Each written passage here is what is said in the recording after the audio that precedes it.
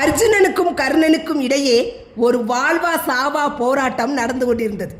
கர்ணனின் கணைகள் அர்ஜுனனை திக்குமுக்காடச் செய்தன. அர்ஜுனன் மகாராதி, கர்ணனோ இரு மகாராதிகளுக்கு இணையான வீரன் என்பது பிதாமகர் பீஷ்மரே கூறிய கூற்று.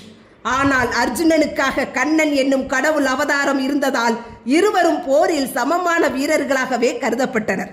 கர்ணன் தனது அம்பரா தூளியிலிருந்து ஒரு விசித்திரமான அஸ்திரத்தை எடுத்தான்.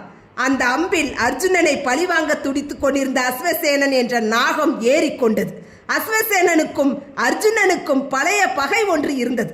தன் தாயை கொன்ற அர்ஜுனனை பழிவாங்கவே அஸ்வசேனன் கர்ணனின் அம்பில் அமர்ந்து அர்ஜுனனின் உயிரை குடிக்க திட்டமிட்டான். கர்ணனின் வில்லிலிருந்து புறப்பட்ட அந்த நாகாஸ்திரம் சீறிக்கொண்டு பாய்ந்தது. அர்ஜுனனின் சாராதியாக இருந்த பகவான் ஸ்ரீகிருஷ்ணர் வருவது நாகன் என்பதை உணர்ந்து கொண்டார். அர்ஜுனா, வருவது அஸ்வசேனன், ஜாக்கிரதை என்றார். அதற்குள் அம்பு சீறி பாய்ந்து அர்ஜுனனை நெருங்கி இருந்தது. அதன் வேகம் கண்ணனையே திக்குமுக்காட செய்தது.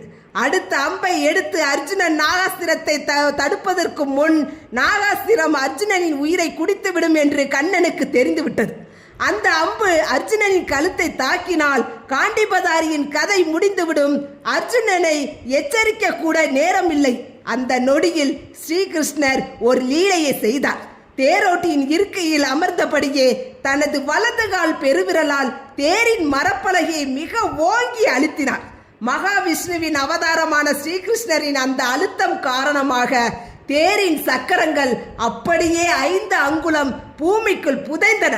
தேர் சட்டென்று கீழே இறங்கியது. அடுத்த நொடியில் அர்ஜுனனின் கழுத்திற்கு குறிவைக்கப்பட்ட அம்பு தேர் கீழே இறங்கியதால் அர்ஜுனனின் கிரீடத்தை தட்டி சென்றது. நங்கென்ற பேரொளியுடன் அர்ஜுனனின் மணிமகுடம் சுக்கு நூறாக உடைந்து சிதறியது.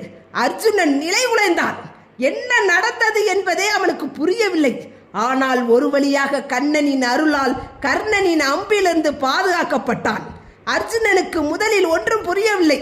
தன் கிரீடம் ஏன் விழுந்தது என்று பார்த்தவனுக்கு தேரின் சக்கரங்கள் பூமிக்குள் அழுத்தி கிடப்பதும் கண்ணனின் பாதங்கள் நரம்புகள் புடைக்க தேரை அழுத்தி பிடித்திருப்பதும் தெரிந்தது.